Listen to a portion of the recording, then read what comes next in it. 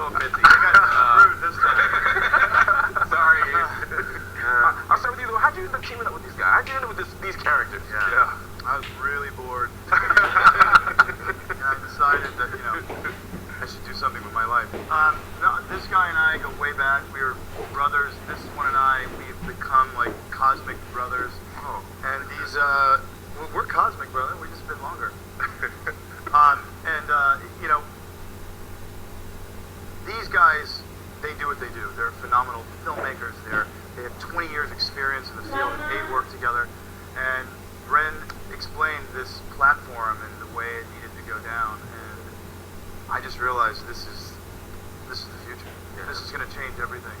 And again, it's news for millennials, because millennials don't want to just read the news anymore. They want to know what they can do about it. And Riot is the first platform that does it.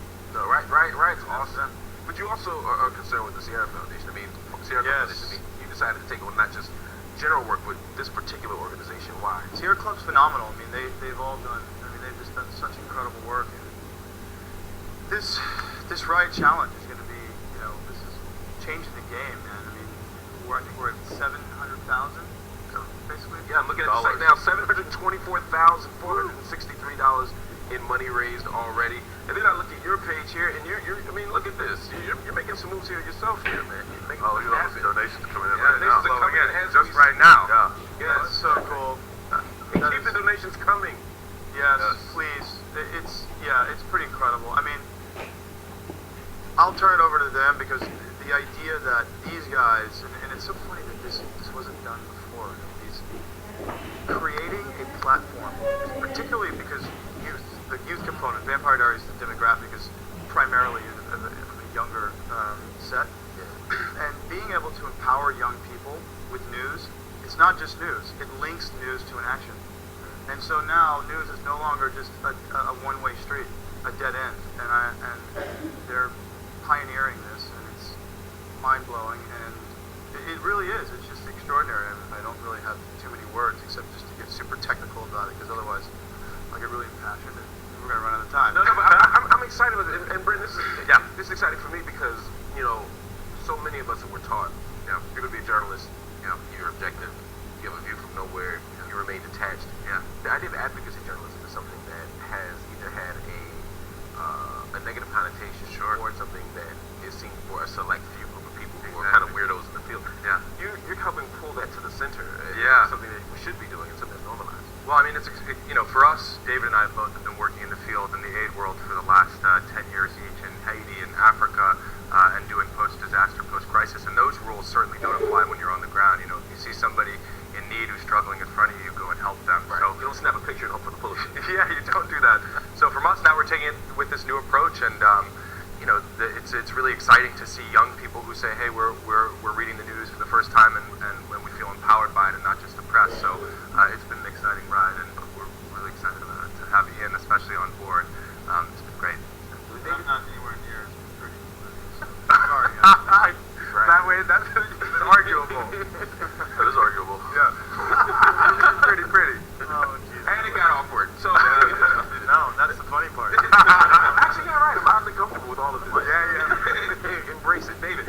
No, how would you rate other news outlets? I mean, the mainstream news does a job. It has a function. How would you rate how it has delivered the news and how it's sort of fit the needs of this generation of young people?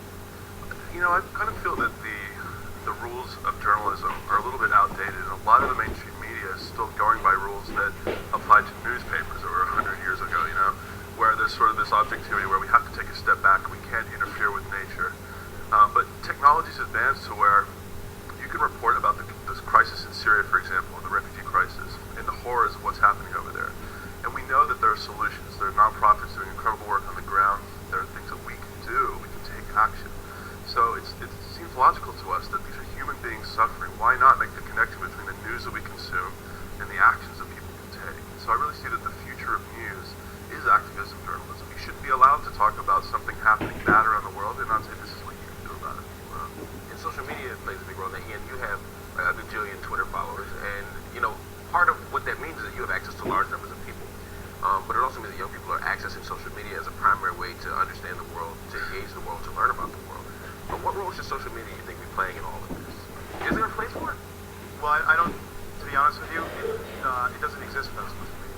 That's the whole thing. Without social media, we would not be able to transfer copious quantities of information in a nanosecond globally. And not only that, it creates a sort of activism, and we hear this word a lot. We've been sort of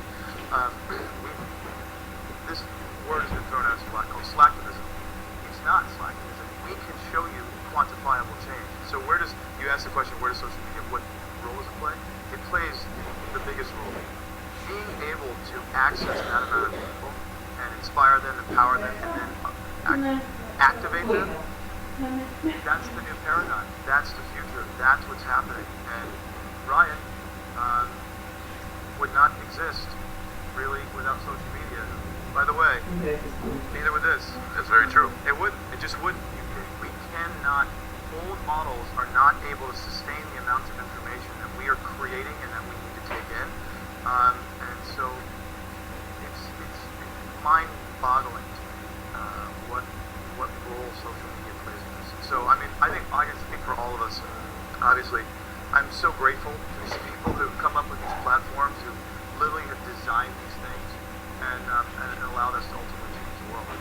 No way you are evil. And yesterday, which in case you didn't know, was given an amazing award at the Social Good Summit here in New York City. He was given a Goody Award. So you're like a real life superhero now. You realize that? What's it called? It was the actor of good.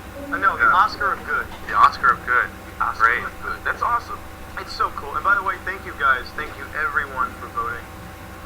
It's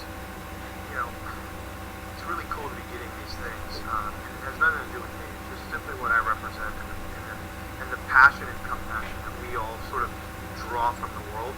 I'm just an amplifier. I'm a microphone. And that's really it. These guys, they're the band, and they're the stadium, and they're all the instruments. I just plug in. I'm just the microphone. Well, you're very humble. You're actually doing much more work. You're not just there. Yeah, I mean, it's true. I know lots of I get a backstage pass. I'm still right. Fair enough. Guys, what can we do here? What's next? I know tomorrow's the deadline for. Tomorrow at noon is the deadline, right? So people should be doing what? It's noon. People should be going on to the Starter Ride, which I'm sure they'll have the link up right here. Right, be in our resource well. Yep. Great. They should be donating, and we can do something great, which is maybe in the next, whenever people are watching, if anybody wants to donate, it can, send a screenshot of the donation. We'll send a lucky person a shirt, and we can autograph something. Yeah, We'll do I would love that for us. That would be awesome. I would love that. We'll take a screenshot of the handle and we'll take a screenshot and tweet to @RiotNews. Yeah, @RiotNews. #StarterRiot, and we'll make sure you get a T-shirt. Yeah, absolutely. And again, all those links will be in our resource well. Make sure you check out the Starter Riot Challenge. Make sure you donate. It's an important cause, really a necessary cause here in the world. Ian, before I go, I want to sneak one question in because because your fans are asking. 50 Shades of Grey. It's been cast. Yeah. You weren't in it? No. We're very upset about that. How do you feel about it? You guys are great. How do you feel about it? Well, he's the man. Guys, I'm on a TV show that shoots 10 months a year. Yeah. And, while I'm so unbelievably grateful for all the support and all the cheering and the love, it's that's gonna be an interesting experience. Were you disappointed when you weren't cast? And this is so funny. You read these blogs, people, Ian Somerhalder, angry and livid. He's not going to do it. No. There's none of that. Was it something you wanted? Oh, I have no. That's a whole other conversation. Really? That's Fine. We'll bring you back. You'll tell me about it? Yeah. All right. He promised, y'all, he's going to come back and talk about 50 Shades of Grey. But right now, really be sure to check out the Starter Riot Challenge. It's the most important thing you could be doing right now is going to that site, checking the links, and donating. Please do it right now. We have all the links in the resource. Well, again, thank you all for joining us. Thank you. Absolutely. Hey, thanks, man. Always good to see you, man. Always good to see you. Stay with us here at HuffPost Live.